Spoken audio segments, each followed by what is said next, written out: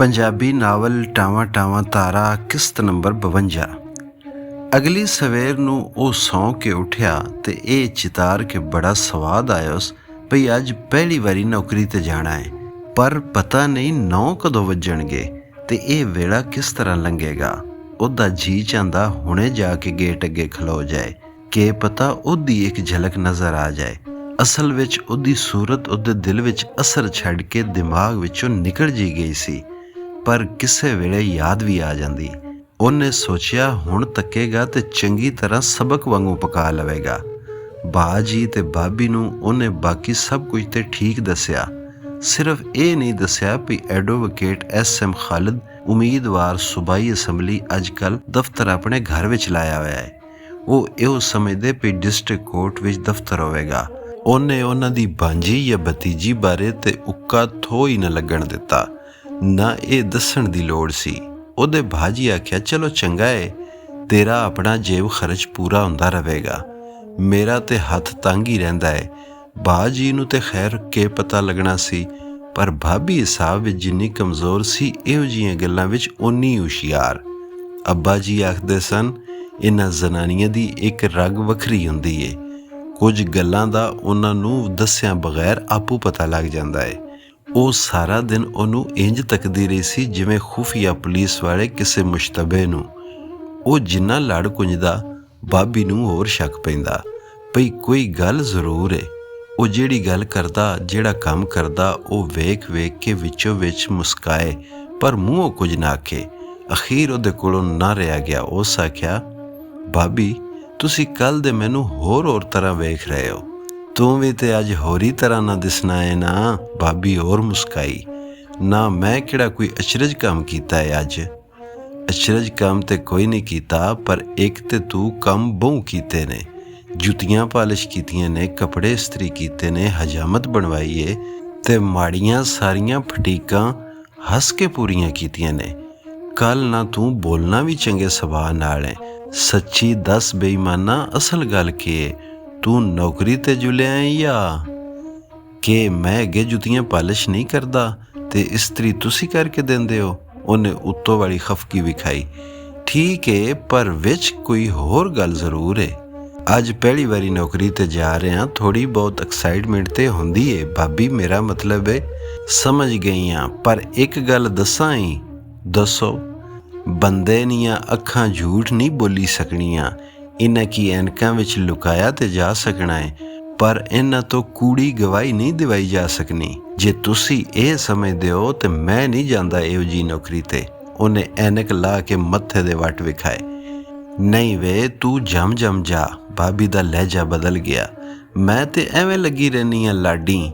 ਥੋੜ੍ਹੇ ਚਿਰ ਪਿੱਛੋਂ ਉਹ ਤਿਆਰ ਹੋ ਕੇ ਤੇ ਬਾਜੀ ਦੀ ਅਲਮਾਰੀ ਵਿੱਚੋਂ ਸ਼ੇਵਿੰਗ ਲੋਸ਼ਨ ਲਾ ਕੇ ਬਾਹਰ ਨਿਕਲਣ ਲੱਗਾ ਤੇ ਨਾਸਾਂ ਰਾਹੀਂ ਹਵਾ ਦਾ ਘੁੱਟ ਭਰ ਕੇ ਭਾਬੀ ਫੇਰ ਖੰਘਣ ਲੱਗ ਪਈ, ਪਰ ਬੋਲੀ ਕੁਝ ਨਹੀਂ। ਇਹਦੇ ਵਿੱਚ ਹੱਸਣ ਵਾਲੀ ਕੀ ਗੱਲ ਹੈ? ਮੈਂ ਕਦੋਂ ਹੱਸੀ ਹਾਂ ਝੂਠਿਆ? ਭਾਬੀ ਬੰਦੇ ਦੀਆਂ ਅੱਖਾਂ ਝੂਠ ਨਹੀਂ ਬੋਲੀ ਸਕਣੀਆਂ। ਉਹਨੇ ਨਕਲ ਲਾਈ। ਲੈ ਹੁਣ ਮੈਂ ਤੇਰੇ ਵੱਲ ਤੱਕਾਂ ਵੀ ਨਾ। ਭਾਬੀ ਨੂੰ ਖੁੱਲ੍ਹ ਕੇ ਹੱਸਣ ਦਾ ਪੱਜ ਲੱਭ ਗਿਆ ਤੇ ਉਹ ਖਿੜ ਹੱਸਣ ਲੱਗ ਪਈ। ਅੱਛਾ, ਦੁਆ ਕਰਿਆ ਜੇ ਐਡਵੋਕੇਟ ਸਾਹਿਬ ਨੂੰ ਮੇਰਾ ਕੰਮ ਪਸੰਦ ਆ ਜਾਏ। ਅੱਲਾ ਕਰੇ ਤੇਰਾ ਕੰਮ ਵੀ ਪਸੰਦ ਆ ਜਾਵੇ ਤੇ ਤੂੰ ਵੀ। ਹੁਣ ਸਿਰਫ ਉਹਦੀਆਂ ਅੱਖਾਂ ਗੜਕੀਆਂ। Thank you.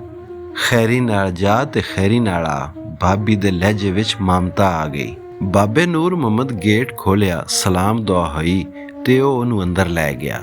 ਥੋੜ੍ਹੇ ਚਿਰ ਪਿੱਛੋਂ ਆਫਤਾਬ ਵੀ ਆ ਗਿਆ।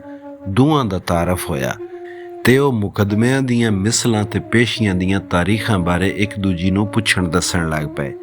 ਆਫਤਾਬ ਉਹਨੂੰ ਵਕਾਲਤ ਦੇ ਪ੍ਰੋਫੈਸ਼ਨ ਤੇ ਇਲੈਕਸ਼ਨਾਂ ਬਾਰੇ ਬਰੀਫ ਕੀਤਾ। ਹੁਣ ਤੀਕ ਉਹਨੂੰ ਇਸ ਗੱਲ ਦੀ ਪਰਵਾਹ ਨਹੀਂ ਸੀ ਭਈ ਇਸ ਕੰਮ ਵਿੱਚ ਉਹਦਾ ਜੀ ਲੱਗਦਾ ਹੈ ਕਿ ਨਹੀਂ, ਪਰ ਇਹ ਸੋਚ ਕੇ ਉਹਨੇ ਮਿਹਨਤ ਨਾਲ ਕੰਮ ਕਰਨ ਦਾ ਇਰਾਦਾ ਕਰ ਲਿਆ ਭਈ ਜੇ ਬਹੁ ਛੇਤੀ ਇਹ ਨੌਕਰੀ ਛੁੱਟ ਗਈ ਤੇ ਭਾਜੀ ਦਾ ਉਹਦੇ ਉੱਤੋਂ ਯਕੀਨ ਅਸਲੋਂ ਉੱਠ ਜਾਣਾ ਹੈ। ਹਰ ਬਰਾਦਰ ਬਜ਼ੁਰਗ ਵਾਂਗੂ ਉਹਨਾਂ ਦਾ ਖਿਆਲ ਸੀ ਭਈ ਉਹ ਕੋਈ ਕੰਮ ਮਿਹਨਤ ਤੇ ਸੰਜੀਦਗੀ ਨਾਲ ਨਹੀਂ ਕਰ ਸਕਦਾ। ਸ਼ੇਰੋ ਸ਼ਾਇਰੀ ਤੇ ਆਵਾਰਾਗਰਦੀ ਵਿੱਚ ਵਕਤ ਜ਼ਾਇਆ ਕਰਦਾ ਰਹਿੰਦਾ ਹੈ। ਜੇ ਉਹਨੂੰ ਭਾਬੀ ਦੀ ਹਲਾਸ਼ੇਰੀ ਨਾ ਹੁੰਦੀ ਤੇ ਉਹਨੇ ਉਹਨਾਂ ਕੋਲ ਰਹਿ ਹੀ ਨਹੀਂ ਸਕਣਾ ਸੀ। ਉਂਝ ਵੀ ਲਾਹੌਰ ਦੇ ਮੁਕਾਬਲੇ ਵਿੱਚ ਉਹਨੂੰ ਦਰਿਆਪੁਰ ਬਹੁਤਾ ਹੀ ਨਿੱਕਾ ਤੇ ਬੇਰੌਣਕਾ ਜਿਹਾ ਸ਼ਹਿਰ ਲੱਗਦਾ, ਸਗੋਂ ਇੱਕ ਵੱਡਾ ਸਾਰਾ ਪਿੰਡ ਹੈ। ਉਹ ਲਾਹੌਰ ਛੱਡਣ ਦਾ ਕਦੀ ਸੋਚ ਵੀ ਨਹੀਂ ਸਕਦਾ ਸੀ। ਛੁੱਟੀਆਂ ਵਿੱਚ ਬਾਜੀ ਕੋਲ ਆਉਂਦਾ ਜਾਂਦਾ ਸੀ, ਪਰ ਉਹਦਾ ਇੱਥੇ ਰਹਿਣ ਜਾਂ ਨੌਕਰੀ ਕਰਨ ਦਾ ਕੋਈ ਇਰਾਦਾ ਨਹੀਂ ਸੀ। ਅੰਮੀ, ਅੱਬਾ ਤੇ ਕੌਸਰ ਵੀ ਉਹਨੂੰ ਆਪਣੇ ਕੋਲ ਹੀ ਵੇਖਣਾ ਚਾਹੁੰਦੇ ਸਨ, ਪਰ ਖੋਰੇ ਰੱਬ ਨੂੰ ਕੁਝ ਹੋਰ ਹੀ ਮਨਜ਼ੂਰ ਸੀ। ਕਜ਼ਨ ਨਾਲ ਰੁੱਸ ਕੇ ਉਹ ਦਰਿਆਪੁਰ ਆ ਗਿਆ। ਅੱਗੋਂ ਬਾਜੀ ਨੇ ਪੱਕਾ ਆਪਣੇ ਕੋਲ ਰੱਖ ਲਿਆ, ਕਿਉਂ ਜੇ ਉਹਨਾਂ ਦਾ ਖਿਆਲ ਸੀ ਉਹ ਲਾਹੌਰ ਤੇ ਆਪਣੇ ਜਿਹੇ ਆਵਾਰਾ ਦੋਸਤਾਂ ਕੋਲੋਂ ਦੂਰ ਆ ਕੇ ਸੁਧਰ ਜਾਏਗਾ। ਪਿਛਲੇ 1 ਮਹੀਨੇ ਵਿੱਚ ਉਹ ਸਿਰਫ ਇੱਕ ਵਾਰੀ ਲਾਹੌਰ ਗਿਆ ਸੀ, ਤੇ ਉਹ ਵੀ 2-3 ਰਾਤਾਂ ਲਈ। ਉਹਨੇ ਆਉਣ ਲੱਗਿਆਂ ਫੂਫੀ ਜ਼ੁਲੈਖਾ ਦੇ ਘਰ ਵੀ ਜਾਤੀ ਪਾਈ ਸੀ, ਪਰ ਜਿਹਦੇ ਨਾਲ ਰੁੱਸਿਆ ਹੋਇਆ ਸੀ ਉਹਦੇ ਨਾਲ ਉੱਕਾ ਕਲਾਮ ਨਾ ਕੀਤਾ। ਫੁੱਫੀ ਸੱਕੀ ਨਹੀਂ ਸੀ, ਅੱਬੇ ਹੋਰਾਂ ਦੀ ਮੂੰਹ ਬੋਲੀ ਭੈਣ ਸੀ, ਇਸ ਲਈ ਉਹਦਾ ਉਸ ਘਰ ਉੱਤੇ ਬਹੁਤਾ ਜ਼ੋਰ ਨਾ ਚੱਲਦਾ। ਨਾਲੇ ਅੱਬੇ ਹੋਰੀ ਇਸ ਘਰ ਵਿੱਚ ਉਹਦਾ ਰਿਸ਼ਤਾ ਕਰਨਾ ਪਸੰਦ ਨਹੀਂ ਸਨ ਕਰਦੇ। ਹੁਣ ਬੰਦਾ ਪੁੱਛੇ, ਪਰ ਕਿਹੜਾ ਪੁੱਛੇ? ਜੇ ਉਹ ਚੰਗਾ ਘਰਾਨਾ ਨਹੀਂ ਤੇ ਤੁਸਾਂ ਕਿਸ ਖੁਸ਼ੀ ਵਿੱਚ ਭਾਈਚਾਰਾ ਪਾਇਆ ਹੋਇਆ ਹੈ? ਉਹਦਾ ਕਈ ਵਾਰੀ ਜੀਅ ਕਰਦਾ ਉਹਨਾਂ ਨੂੰ ਪੁੱਛੇ ਭਈ ਤੁਹਾਨੂੰ ਆਪਣੀਆਂ ਸਕਿਆਂ ਭੈਣਾਂ ਦੇ ਹੁੰਦਿਆਂ ਮੂੰਹ ਬੋਲੀ ਭੈਣ ਬਣਾਉਣ ਦਾ ਕੀ ਸਿਆਪਾ ਪਿਆ ਹੋਇਆ ਸੀ? ਉਹਨੂੰ ਤੇ ਇਹੋ ਜਿਹੇ ਰਿਸ਼ਤੇ ਬਨਾਵਟੀ ਲੱਗਦੇ ਸਨ। ਚਲੋ ਉਮਰੋਂ ਨਿੱਕੀ ਜਾਂ ਵੱਡੀ ਹੋਵੇ ਤਾਂ ਵੀ ਕੋਈ ਗੱਲ ਨਹੀਂ, ਪਰ ਫੁੱਫੀ ਜ਼ੁਲੈਖਾ ਤੇ ਉਹਨਾਂ ਦੇ ਹਾਣ ਦੀ ਸੀ ਤੇ ਅਜੇ ਵੀ ਮਿਸਰ ਦੀ ਸ਼ਹਿਜ਼ਾਦੀ ਲੱਗਦੀ ਸੀ। ਉਹਨੂੰ ਭੈਣ ਕਿਵੇਂ ਬਣਾ ਲਿਆ ਉਹਨੇ? ਇਹ ਸੋਚ ਕੇ ਉਹਨੂੰ ਆਪਣੇ ਅੱਬਾ ਜੀ ਦੇ ਸਾਊਪਣੇ ਉੱਤੇ ਵੱਟ ਚੜ੍ਹਦਾ, ਪਰ ਫਿਰ ਇਹ ਸੋਚ ਕੇ ਤਰਸ ਵੀ ਆਉਂਦਾ ਵੀ ਖੋਰੇ ਉਹਨਾਂ ਕਿਹੜੇ ਦਿਲ ਨਾਲ ਉਹਨੂੰ ਭੈਣ ਬਣਾਇਆ ਹੋਵੇਗਾ। ਨਾਲੇ ਕੀ ਪਤਾ ਉਹਨਾਂ ਭੈਣ ਨਾ ਬਣਾਈ ਹੋਵੇ, ਉਹਨੇ ਉਹਨਾਂ ਨੂੰ ਬਿਰਾ ਬਣਾ ਲਿਆ ਹੋਵੇ। ਜ਼ਨਾਨੀਆਂ ਦੀ ਤੇ ਮਜਬੂਰੀ ਹੁੰਦੀ ਏ, ਜਿਹੜਾ ਚੰਗਾ ਲੱਗਦਾ ਹੋਵੇ ਪਰ ਉਹਦੇ ਨਾਲ ਵਿਆਹ ਨਾ ਹੋ ਸਕੇ ਉਹਨੂੰ ਬਿਰਾ ਬਣਾ ਲੈਂਦੀਆਂ ਨੇ। ਫੁੱਫੀ ਜ਼ੁਲੈਖਾ ਵੀ ਜਿਸ ਦੁਲਾਰ ਨਾਲ ਭਾਈਜਾਨ ਆਖਦੀ ਸੀ, ਉਹਦੇ ਉੱਤੇ ਉਹਦੇ ਖਾਵੰਦ ਨੂੰ ਵੀ ਰੀਸ ਆਉਂਦੀ ਹੋਵੇਗੀ। ਕਜ਼ਨ ਨਾਲ ਮਿਲਣ ਗਿਲਣ ਨੂੰ ਉਹ ਵੀ ਪਸੰਦ ਨਹੀਂ ਕਰਦੀ ਸੀ, ਪਰ ਉਂਝ ਉਹਦੀਆਂ ਬੜੀਆਂ ਖਾਤਰਾਂ ਕਰਦੀ। ਕਜ਼ਨ ਬਾਰੇ ਉਹਨੇ ਖੋਰੇ ਕੁਝ ਹੋਰ ਸੋਚਿਆ ਹੋਇਆ ਤੇ ਉਹਦੇ ਅੱਬਾ ਜੀ ਨੂੰ ਦੱਸਿਆ ਹੋਇਆ ਸੀ।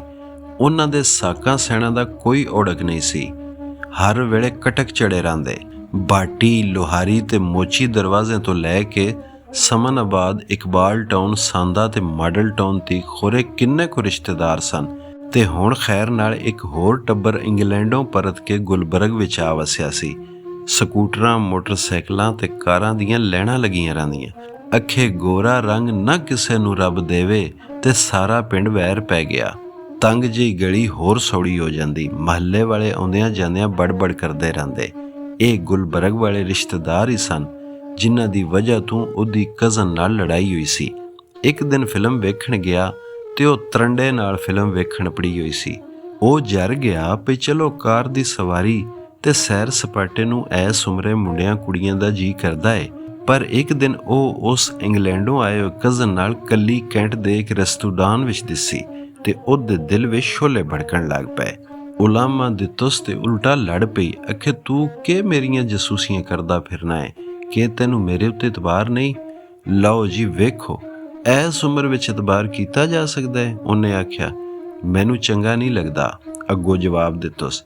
ਚੰਗਾ ਨਹੀਂ ਲੱਗਦਾ ਤੇ ਨਾ ਵੇਖਿਆ ਕਰ। ਹੁਣ ਭਲਾ ਉਹ ਕਿਵੇਂ ਨਾ ਵੇਖਦਾ? ਉਹਦਾ ਤੇ ਲਾਂਘਾ ਵੀ ਉਹਦੇ ਘਰ ਅੱਗੋਂ ਸੀ, ਉਂਝ ਵੀ ਉਹਦਾ ਧਿਆਨ ਹਰ ਵੇਲੇ ਉਹਦੇ ਵਿੱਚ ਹੀ ਰਹਿੰਦਾ।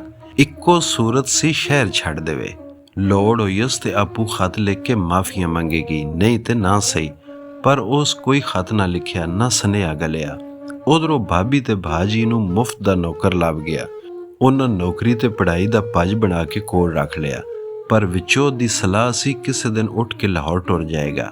ਇਹ ਨੌਕਰੀ ਵੀ ਉਹਨੂੰ ਐਸੇ ਲਈ ਪਸੰਦ ਆਈ ਸੀ ਵੀ ਉਹ ਕਿਸੇ ਵੇਲੇ ਵੀ ਛੱਡ ਕੇ ਜਾ ਸਕਦਾ ਸੀ।